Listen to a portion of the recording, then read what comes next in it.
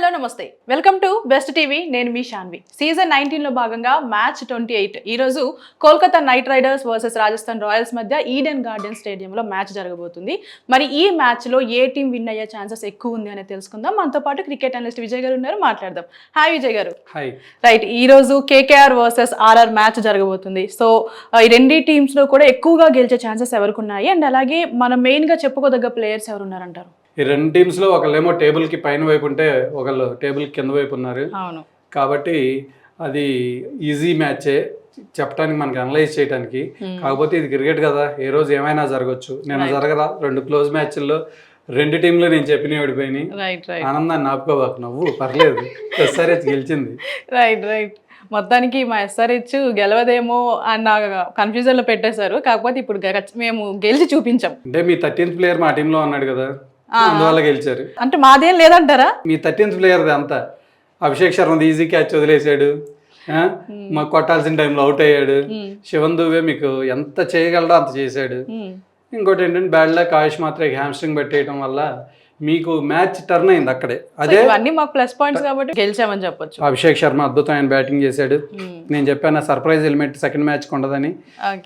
Praful Hinge 2 overs లో 39 runs ఇచ్చాడు. అది పాను కొంచెం టఫ్ అయింది, ఇంకా రీడ్ చేస్తారు ప్లేయర్స్. సో కొంతవరకు రీడ్ చేశారు ప్రఫుల్ హింజ్ అంటారు. పర్లేదు, హైదరాబాద్ గెలిచింది, ప్లే ఆఫ్స్ రేస్లో నిలబడింది. మ్యాచ్ ఇంకా ముందు మ్యాచెస్ ఇంకా ఇంట్రెస్టింగ్గా ఉంటాయి. మీకు నాకు మంచి గొడవ ముందు ఉంది, ఇంకా ఫైట్ ఉంది. మేము రెడీగా ఉన్నాం మీతో ఫైట్ చేయడానికి. రైట్, మరి ఈ రోజు జరిగే మ్యాచ్ ఏదైతే ఉందో కేకేఆర్ అండ్ అలాగే రాజస్థాన్ రాయల్స్ మధ్య ఈడెన్ గార్డెన్స్ లో జరగబోతుంది. సో ఇది మధ్యాహ్నం టైంలో జరగబోతుంది కాబట్టి సో స్పిన్నర్స్ కి బాగా ప్లస్ అయ్యే ఛాన్సెస్ ఉంది కాబట్టి మా దగ్గర సునీల్ నరైన్ ఉన్నారు. సో మరి ఆయన్ని తట్టుకోగలరా మీరు? సునీల్ నరైన్ ఉన్నాడు, వరుణ్ చక్రవర్తి కూడా లైట్గా ఇప్పుడిప్పుడే రిథంలోకి వస్తున్నాడు. కాబట్టి అటువైపు మంచి బ్యాట్స్మెన్లు ఉన్నారు. చూద్దాం, తట్టుకుంటారని అనుకుంటున్నారు. ఓకే రైట్, అంటే ఇప్పటి వరకు సీజన్ 19 లో చూసుకుంటే ఆర్ఆర్ కి ఎక్కువ ఫామ్ లో ఉన్నది వైభవ్ సూర్యవంశీ అని చెప్పుకోవచ్చు. అంటే ఒకవేళ ఆయన్ని ఫస్ట్ ఓవర్ లోనే అవుట్ చేస్తే మీ మిడిల్ ఓవర్స్ ఆ ప్రెజర్ ని తట్టుకోగలదా? మీరేం అవుట్ చేయాల్సిన అవసరం లేదు, అతనే అవుట్ అవుతాడు. అతను ఎందుకంటే ఫస్ట్ బాల్ నుంచి మీకు ఛాన్స్లు ఇస్తున్నాడు కదా, కొట్టే పనిలోనే ఉన్నాడు. క్లిక్ అయిన రోజున అతను మ్యాచ్ తీసుకెళ్లిపోతాడు. 6 ఓవర్లో క్లిక్ అయిన రోజున మీకు అడ్వాంటేజ్ ఉంటుంది ఆపోజిట్ టీమ్ కి. రైట్ రైట్, ఇప్పుడు లాస్ట్ టైం ఏదైతే ఎస్ఆర్హెచ్ తో మ్యాచ్ మీకు జరిగిందో ఆర్ఆర్ కి, సో దానిలో కొంచెం చాలా ఘోరంగా ఓడిపోయింది ఆర్ఆర్ అని చెప్పొచ్చు. అంటే ఈ నేపథ్యంలో ఘోరంగా ఏం ఓడిపోలేదు, ఘోరంగా ఓడిపోయేదే. ఆ అవకాశాన్ని మీరు తీసుకోలేదు. 120 runs పార్ట్నర్షిప్ ఇచ్చారు, 5 wickets పడ్డ తర్వాత కూడా. అంటే ఘోరంగా ఓడిపోయే అలాగే ఆడారు. అంటే బాధ్యత లేకుండా, రెస్పాన్సిబిలిటీ లేకుండా ఇష్టం వచ్చిన షాట్స్ ఆడటం.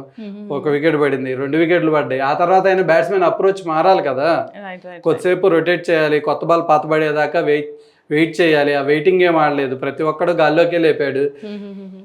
ఆ గుణపాఠం నుంచి కొంచెం వీళ్ళు మంచిగా రెస్పాన్సిబుల్గా తయారై వచ్చి ఈ మ్యాచ్లో చక్కగా ఆడతారని నేను అనుకుంటున్నాను. Right right, okay. మరి ఇప్పుడు ఈ రోజు జరగబోయే మ్యాచ్ లో ఇరు టీమ్స్ లో కూడా చెప్పుకోదగ్గ ప్లేయర్స్ ఎవరు ఉన్నారంటారు? అంటే ఎప్పటి నుంచో నేను మొన్న మ్యాచ్ ముందు చెప్పినట్టు 25 కోట్లు గంగార్పణం అని చెప్పినట్లు క్యామ్ గ్రీన్ మొత్తానికి ఎట్టకేళ్ళకి 2 స్టంపింగ్లు, 1 క్యాచ్ మిస్ అయ్యి దాదాపుగా ఒక 79 runs కొట్టాడు.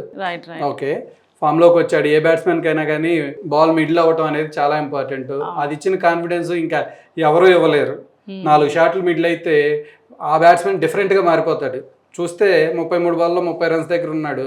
సడన్గా ఒకసారి రషీద్ ఖాన్ రాగానే విరుచుకుపడ్డాడు. అక్కడి నుంచి అన్ని బాల్స్ కనెక్ట్ అయినాయి అతనికి, చక్కగా మంచి స్కోర్ చేశాడు. కాకపోతే కేకేఆర్ దగ్గర ఉన్న బ్యాడ్ ఏంటంటే 14th over నుంచి 18th over వచ్చేలోపు క్యామ్ గ్రీన్కి 4 బాల్ ఫేసింగ్ వచ్చింది. అసలు 3 overలు అయితే అసలు అతనికి బాల్ ఫేస్ చేసే ఛాన్స్ ఇవ్వలేదు. వచ్చినట్టు 6లు కొట్టాలని ట్రై చేసి ఆయారాం గయారాం లాగా చేశారు. అదే టైంలో వాళ్ళు కొంచెం బ్రెయిన్ వాడి రొటేట్ చేసి అతనికి ఇచ్చుంటే అతను చక్కగా 100 కొట్టేవాడు. స్కోర్ కూడా వీళ్ళకి విన్నింగ్ స్కోర్ తీసుకొచ్చేవాడు. రైట్ రైట్, సో ఇప్పటి వరకు ఒక మైనస్ చెప్పారు మా కేకేఆర్కి ఏముంది అనేది. ఇంకేమున్నాయి అంటే ఇంకేం చేంజ్ చేసుకుంటే బెటర్ అంటారు? అంటే చేంజెస్ ఏం లేవండి.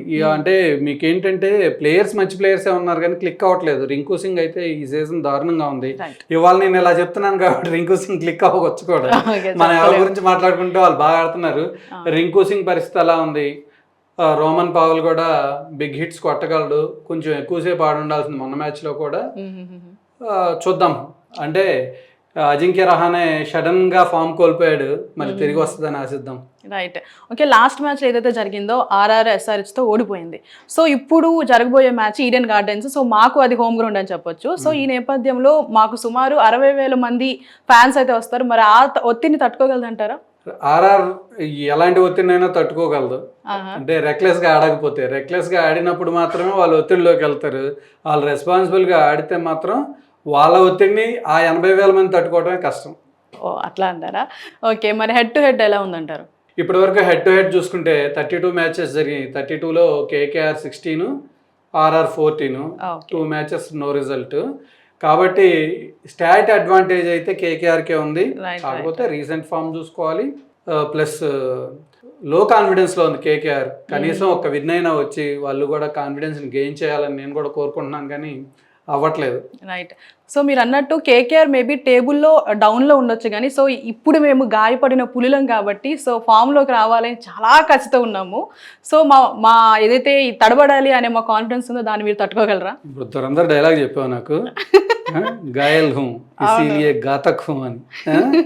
మీకు ఎన్ని గాయాలు కావాలి? మీకు కొడతానే ఉన్నారు ఆపోజిట్ టీంలు. ఇప్పటికి 7-8 గాయాలు అయినాయి.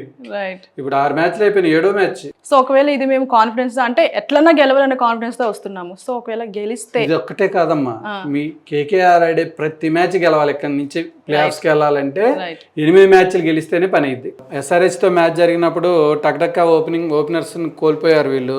ఆ ప్రెషర్ మొత్తం మిడిల్ ఆర్డర్ మీద పడింది.